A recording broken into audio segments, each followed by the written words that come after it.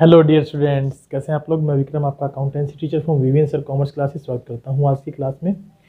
जैसे कि आपको पता, हमने chapter number 8 issue of debenture from D K Goyal sir की बुक से स्टार्ट कर रखा था। और इस चैप्टर में अब तक हम लोग जो डिस्कस कर चुके थे वो था डिवेंचर्स को हम एट पार, प्रीमियम और डिस्काउंट पर कैसे इशू करते हैं।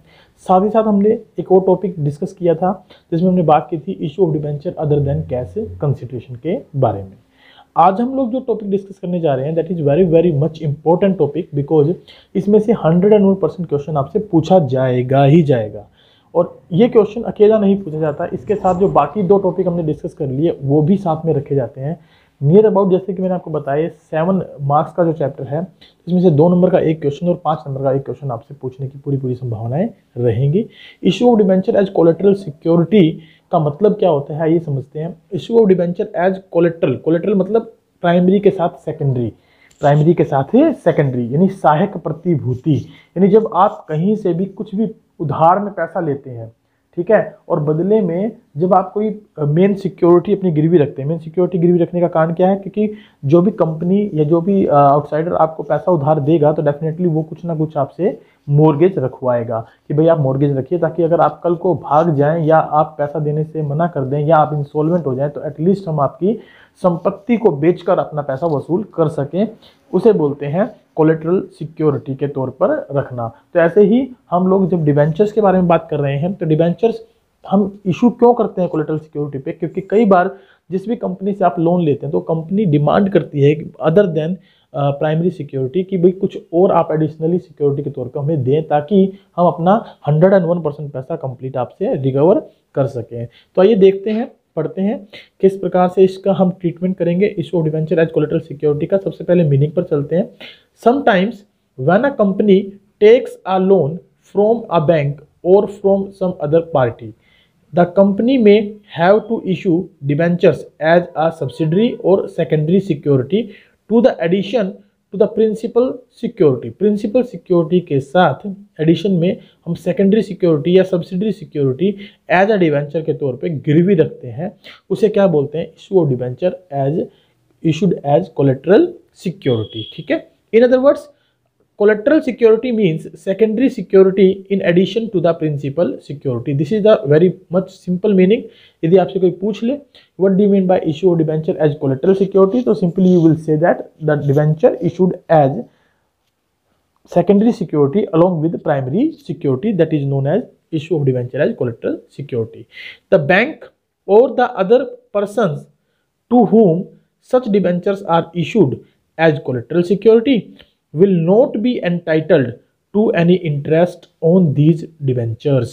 देखिए ये बात आप नोट करेंगे 101% कि जब भी इस प्रकार के डिवेंचर इशू किए जाते हैं तो उन पर जिस भी कंपनी को हमने डिवेंचर इशू किया है या जिस भी पर्सन को हमने इस प्रकार का डिवेंचर दिया है, बदले में लोन लिया है, तो उनको इसके ऊपर ना तो इंटरेस्ट लेने का अधिकार होता और ना ही वो इनको सेल कर सकते अनटिल अनलेस कंपनी कोई डिफॉल्ट ना कर दे, कंपनी पैसा देने से मना ना कर दे। यानी कि मान लीजिए आपकी कंपनी ने किसी दूसरी कंपनी से या बैंक से पैसा उधार ले लिया और उसको देने से आप मना कर रहे हैं, तभी वो इस डिवेंचर का यूटिलाइजेशन कर सकती है, इनको बेच सकती है और उनको इस पर इंटरेस्ट लेने का भी अधिकार मिल जाएगा। They are entitled to get interest on the original loan advanced by them. उनको केवल उसी लोन पर ब्याज मिलेगा जो लोन उन्होंने दिया है, ना कि डिवेंचर पर। If A default is made either in the payment of interest or in the payment of principal debt, the lender will first realize its debt from the principal security. But if the full amount of debt is not realized from the principal security, it may claim all the rights of a debenture holder. तो उसके पास वो सारे rights आ जाएंगे जो एक debenture holder के पास होते हैं, जिनके आधार पर डिवेंचर होल्डर उनसे इंटरेस्ट की डिमांड कर सकते हैं, उनको बेच सकते हैं डिवेंचर्स को, right? As soon as the company pays the final installment of loan, it can take its debenture back. और जैसे ही कंपनी इस प्रकार का लोन पेड कर देती है तो जो डिवेंचर उसने एज ए कोलेटरल सिक्योरिटी पे रखे हैं वो उनसे क्या ले लेती है, वापिस ले लेती है। Now let us discuss about the accounting treatment of such type of debentures. इस प्रकार के डिवेंचर्स के ट्रीटमेंट के लिए हमारे पास 2 मेथड्स होते हैं। There are 2 methods. Of dealing with such type of debentures in the books of accounts of the company. अब इन दो मेथड्स के नाम हम लोग लिखते हैं, first method, second method, method 1 and method 2। ये है क्या? देखिए मेथड 1 के बारे में जब बात करते हैं ना, मेथड 1, तो मेथड 1 का मतलब होता है ऐसे डिबेंचर को हम लोग जब इशू करते हैं तो उनकी इशू की एंट्री हम कहीं शो नहीं करते, just we give the narration along with the issue taking of the loan. जैसे लोन लेते हैं ना तो उनके साथ इसकी क्या कर देते हैं, नरेशन दे देते हैं, बाकी इनको इशू करने के लिए हम कोई जर्नल एंट्री पास नहीं करते। So what is the first method? In this method no entry need to be passed in the books of the company as debentures are not actually issued, क्योंकि हम ये मानते हैं कि ये डिबेंचर एक्चुअल में इशू नहीं हुए, ठीक है, but only given away as collateral security, बस ये मानते हैं कि हमने एक्चुअल में इशू नहीं किए, केवल सिक्योरिटी के तौर पे गिरवी रखे हैं। As such under this method entry is passed only for taking a loan. If the loan is taken from a bank the entry will be, यदि आपने किसी बैंक से लोन लिया है तो उस कंडीशन में आप क्या एंट्री पास करेंगे, bank account debit to bank loan. Bank account debit to bank loan, bank loan मतलब HDFC से लिया तो HDFC बैंक लोन, ICICI से लिए तो ICICI बैंक लोन, इस तरीके से आप इसकी एंट्री पास करके चलेंगे।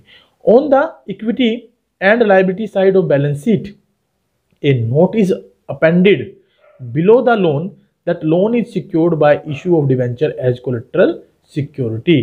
जब हम इक्विटी जो लायबिलिटी साइड प्रिपेयर करते हैं तो उसमें एक नोट दे देते हैं कि ये डिवेंचर हमने किस पर लिए हैं, सिक्योरिटी पर लिए हैं, कोलेटरल सिक्योरिटी पर, किसकी, डिवेंचर्स की। Is it okay? पहला मेथड आपको समझ में आया, इसमें केवल हमें एक ही एंट्री करनी है, bank account debit to bank loan, बाकी कोई एंट्री नहीं करनी, और नोट्स नंबर में हमें दिखा देना है कि हमने इनको कोलेटरल सिक्योरिटी पर लिया है, ठीक है। सेकंड मेथड की अगर बात करें तो in this method the entry for issuing debenture as collateral security is also recorded with the entry for taking the loan. इस मेथड में हम लोग लोन लेते हैं ना, तो लोन लेने के साथ साथ लोन की एंट्री पास करने के साथ साथ डिवेंचर को इशू करने की भी एंट्री करते हैं, राइट। तो लोन लेने की एंट्री तो वही रहेगी, bank account debit to bank loan.